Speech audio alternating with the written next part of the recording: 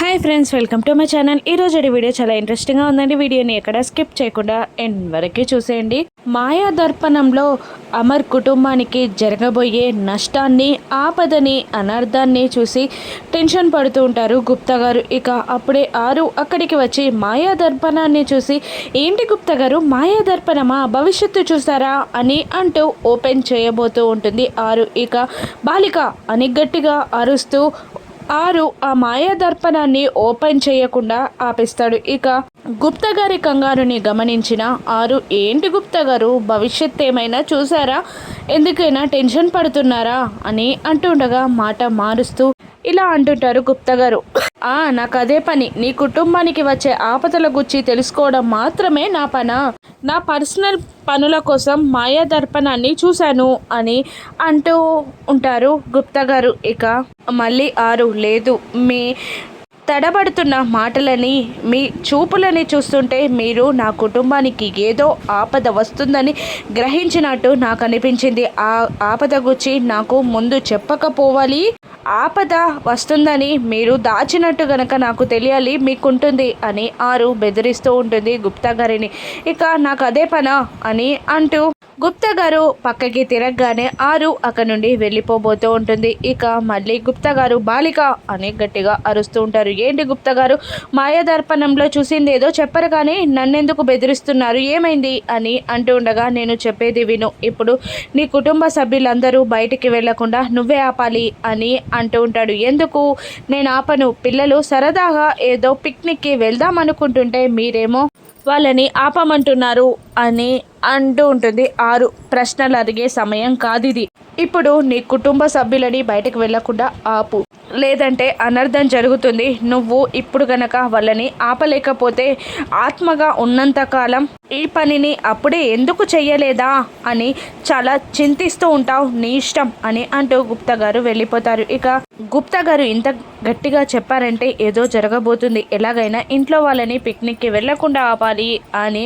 ఆరు అనుకుంటూ బాగీ కోసం వస్తూ ఉంటుంది. ఇక బాగీ ఏమో హెడ్ బాత్ చేసి అక్కడ అద్దం ముందు రెడీ అవుతున్న అమర్ని చూసి మనసు పారేసుకుంటుంది. ఒక్కసారి అమర్తో తను వేసుకున్న డ్రీమ్ సాంగ్ గుర్తొచ్చి సిగ్గుపడుతూ ఉంటుంది. ఇక బాగీ తనని చూస్తుందని గుర్తుపట్టి అమర్ బాగీ దగ్గరికి వచ్చి మిస్సమ్మ అని అంటూ ఉంటాడు. ఇక బాగీ పలకకపోయేసరికి గట్టిగా పిలుస్తాడు అమర్. ఇక ఏమైంది అని అమర్ అడుగుతుండగా ఏదో పిచ్చి పిచ్చి డైలాగ్ని చెప్పేస్తూ ఉంటుంది బాగీ. ఈరోజు జరగబోయేది, నేను కొడుకున్నది, నాకు విలువైనది దక్కపోతుందని తెలిసి నాకు చాలా హ్యాపీగా ఉంది అని ఏదో అమర్కి అర్థం కాకుండా పిచ్చి పిచ్చిగా మాట్లాడేసరికి ఇక లూజ్ అని అనుకుంటూ అమర్ వెళ్ళిపోతాడు. ఇక మళ్ళీ ఆ డ్రీమ్ సాంగ్ని గుర్తు తెచ్చుకొని, ఈరోజు నేను ఏ ముహూర్తంలో నిద్ర లేచానో కానీ ఈరోజు నాకు చాలా హ్యాపీగా ఉంది, దేవుడా ఇంత చేసావు చాలు, ఇక ఈ నీ ప్రేమలో పడేసే బాధ్యత నాది అని అనుకుంటూ ఆ డ్రీమ్లో తను కట్టుకున్న శారీని కబోర్డ్లో నుండి తీసి పట్టుకొని నేను శారీ చేంజ్ చేసుకోవాలి అని అమర్ని అడుగుతూ ఉంటుంది. అప్పుడు అమర్ చేసుకో అని అంటూ ఉంటాడు. నేను శారీ చేంజ్ చేసుకోవాలి అని మళ్ళీ బాగి ఉత్తి పలుకుతూ ఉంటుంది. చేసుకోమంటున్నాను కదా అని అమర్ అంటుంటాడు. మళ్ళీ బాగి నేను శారీ చేంజ్ చేసుకోవాలండి అని గట్టిగా అనేసరికి ఇక అమర్ ఈ లోకంలోకి వచ్చి, సారీ, నేను ఏదో రెడీ అయ్యే మూడ్లో ఉండి పట్టించుకోలేదు, నేను వెళ్తాను అని అంటూ తన కోట్ని తీసుకొని బయటికి వెళ్ళిపోతాడు అమర్. ఇక డ్రీమ్లో పడి ఆ శారీని గట్టిగా హద్దుకొని కలర్లు కంటుంటుంది బాగి. ఇక అప్పుడే సడన్గా ఆరు వేసి ఉన్న డోర్ నుండి లోపలికి వచ్చేస్తుంది. ఇక మిస్సమ్మ అని ఆరు అరుస్తూ ఉండగా, ఆగండి అక్క, మీరు ఎలా వచ్చారు అని బాగి ప్రశ్నిస్తూ ఉంటుంది. ఇక జరిగిందంతా ఒక్కసారి గుర్తు తెచ్చుకుంటుంది ఆరు. తను వేసి ఉన్న డోర్లో నుండి రావడం గుర్తు తెచ్చుకొని, అమ్మా ఇలా దొరికిపోయానేంటి మిస్సమ్మకి అని టెన్షన్ పడుతూ ఏం చెప్పాలో అర్థం కాక తల గొక్కుంటూ ఉంటుంది. ఏంటక్క ఎలా వచ్చారని అడుగుతూ ఉంటే సమాధానం చెప్పరేంటి అని బాగి అంటూ ఉండగా ఇక మళ్ళీ అలాగే నసుకుతూ ఉంటుంది ఆరు. ఏం చెప్పాలా, నేను చెప్తే నిజం తెలిసిపోతుందే అని ఆరు అనుకుంటూ ఉంటుంది. ఇక మళ్ళీ బాగి, అదే అక్క, వేసి ఉన్న డోర్ నుండి మీరు ఎలా వచ్చారు అని అంటుండగా, అదే మిస్సమ్మ, నువ్వు డోర్ వేసావు కానీ నేను తీసుకొని వచ్చేసాను అని అంటూ ఉంటుంది ఆరు. లేదు, నేను డోర్ వేసి గుల్లం కూడా పెట్టేశాను, అని బాగి అంటుండగా, నువ్వు గొల్లం పెట్టాను అనుకున్నావే తప్ప పెట్టలేదు మిస్సమ్మ, నేను తోసుకొని వచ్చి గొల్లం పెట్టేశాను అని ఆరు అంటుండగా, ఇక అమర్తో డ్రీమ్లో ఉన్నానని తెలుసుకొని గొల్లం పెట్టడం మర్చిపోయానేమో అనుకొని బాగి ఊరుకుంటుంది. ఇక చెప్పండి అక్క అని బాగి అడుగుతుండగా, పిక్నిక్కి వెళ్తున్నారా అని అడుగుతూ ఉంటుంది ఆరు. అవునక్క అని బాగి చెప్తుండగా, వద్దు ఈరోజు ఎండ బాగా ఉంది అని అంటుండగా, ఎండగా ఏం లేదక్క అని బాగి అనేస్తుంది. కాదు ఎండ అని కాదు కానీ చిరాగ్గా ఉంటుంది, మధ్య నుండి కుండపోత వర్షాలంట, అందుకే వద్దంటున్నాను అని ఆరు అంటూ ఉంటుంది. మళ్ళీ బయట వెదర్ చూసి, మబ్బులు కూడా లేవక వెదర్ బాగానే ఉంది, మీరెందుకు ఇలా మాట్లాడుతున్నారో నాకు అర్థం కావట్లేదు, ఎప్పుడు బయటికి వెళ్దామన్నా ఎంకరేజ్ చేసే మీరు మాత్రం ఇప్పుడు వద్దంటున్నారు ఎందుకు అని బాగి ప్రశ్నిస్తూ ఉండగా, అది ఇంట్లో రిలాక్స్ అవ్వచ్చు కదా అంటున్నాను అని బాగీకి సర్ది చెప్పే ప్రయత్నం చేస్తూ ఉంటుంది ఆరు. అదే అక్క రిలాక్స్ అవ్వడానికే వెళ్తున్నాం అని అంటూ ఉంటుంది బాగి. ఇక ఆరు ఏదో చెప్పబోతుండగా, అక్క వెళ్ళండి అక్క ప్లీజ్, నాకు టైం అవుతుంది, సాయంత్రం మాట్లాడుకుందాం అని అంటూ ఆరుని నెట్టేసి గొల్లం పెట్టేసుకొని మళ్ళీ ఒకసారి తను గొల్లం పెట్టిందా అని కన్ఫర్మ్ చేసుకొని శారీ చేంజ్ చేసుకుంటూ ఉంటుంది బాగి.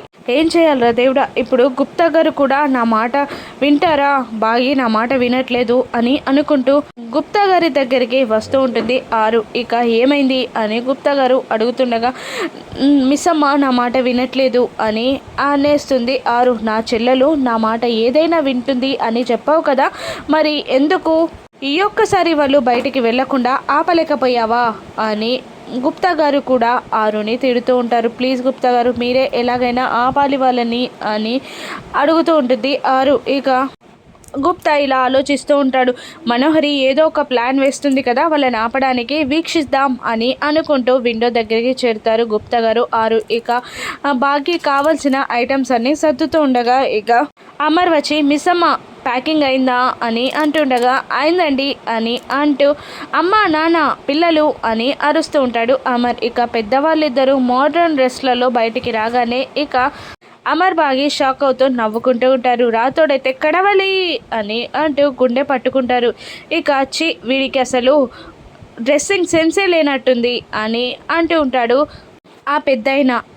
ఇక నిర్మలమ్మ గారైతే ఈయన కొత్త డ్రెస్ వేసుకోవడమే కాదు నన్ను కూడా ఇలా తయారవ్వమని చంపేశారు అని అంటూ ఉంటుంది నిర్మలమ్మ. చాలా బాగున్నారు అని బాగి అంటుండగా, ఇక బయటికి వెళ్ళేటప్పుడు ఫ్రీగా ఉండాలని ఇటువంటి డ్రెస్సెస్ వేసుకున్నామమ్మా అని అంటారు సదాశివం గారు. నిజంగా చెప్పాలంటే చాలా బాగున్నారు మామయ్య, ముద్దొస్తున్నారు అని అంటూ వాళ్ళిద్దరినీ చూస్తూ మెటికలు విరుస్తూ ఉంటుంది బాగి. ఇక పిల్లలు అని అరవగానే పిల్లలందరూ కూడా పిక్నిక్కి రెడీ అయ్యి కిందికి దిగి వస్తూ ఉంటారు. మను తన ప్లాన్ని అమలు చేయడానికి ఆకాష్ వస్తూ ఉండగా మెట్లకి అడ్డుగా వెళ్తూ ఉంటుంది. పిల్లలందరూ కిందికి దిగి వస్తారు కానీ ఆకాష్ కిందికి దిగి రాకుండా పైకి వెళ్తాడు. కానీ మను తనంతటా తానే కింద పడిపోతుంది. ఇక అమర్ మను దగ్గరికి వెళ్ళి నొప్పిగా ఉందా అని అడుగుతుండగా, అవును చాలా నొప్పిగా ఉందమర్ అని అంటూ ఉంటుంది మను. ఇక ఆరు గుప్తా గారితో, చూసారా నా పిల్లల్ని పడేయాలి అనుకుంటే దేవుడు తాన్నే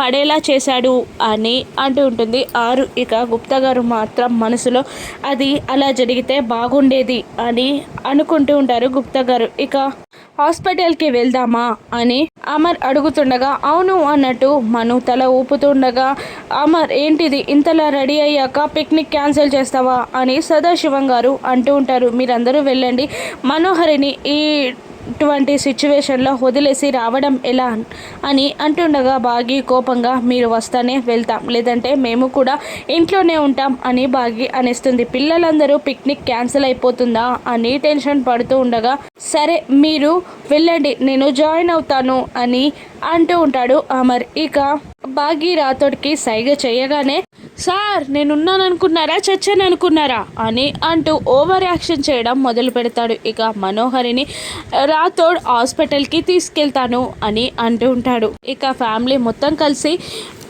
హాస్పిటల్కి వెళ్తారా, ఇక పిక్నిక్కి వెళ్తారా, పిక్నిక్లో ఏదైనా ప్రమాదం జరగనుందా, అమర్ కుటుంబంలో జరగబోయే పెను మార్పులేంటి, ఆ చిన్నపిల్లని ఎత్తుకున్న ఆవిడెవరు, మనోహరి మళ్ళీ ఏదైనా కుట్ర చేయబోతుందా, ఆరు ఏదైనా కోల్పోబోతుందా, రాను ఎపిసోడ్స్లో చూద్దాం. Thank you for watching.